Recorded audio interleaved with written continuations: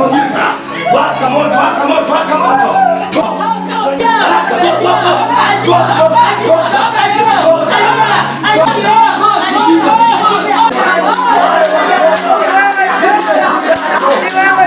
Madhabahu yanadondoka chini.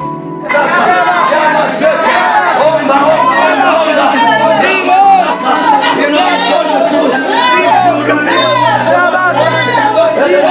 Ibada zetu zinadhihirisha kwamba Mungu yupo, na kama Mungu yupo hata wewe una Mungu, na kama na Mungu kuna mambo makubwa unaenda kuyapata kwa jina la Yesu.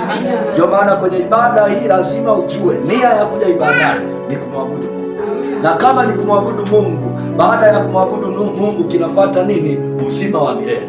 Kwa hatua zote na kazi zote za kiungu na kiutumishi, lengo lake siku moja tukafike wapi? Mbinguni. Ndio maana Yesu alipokuwa anakuja, manake watu walipoteza hofu ya Mungu, walipoteza namna ya kumwabudu Mungu. Kwa alipokuja, alikuja kurejesha kilichofanyeje? Kilichopotea. Ndio maana Adamu alipofanya dhambi, manake alikuwa mbali na uso wa nani? Wa Mungu.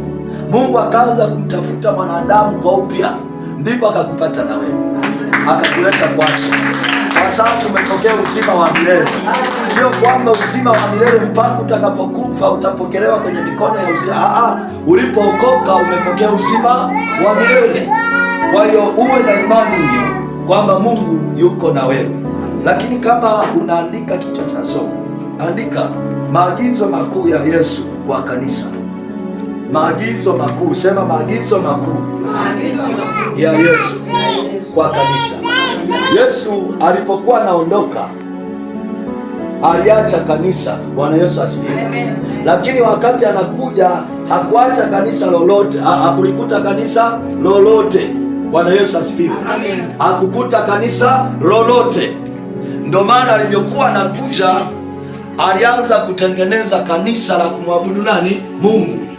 Ndio maana ndani ya kanisa ndipo akampata hata Petro, akapata mitume 12. Baada ya kuwapata wale watu, wakaanza kuieneza habari njema ya Yesu. Bwana Yesu asifiwe. Ndio maana kuna mahali walikuwa wanaenda wakamkuta mtu mmoja anahubiri neno la Mungu. Walivyokuwa wanamkuta wanahubiri, wakaanza kumkataza. Bwana Yesu asifiwe. Walikuwa wanafanyaje?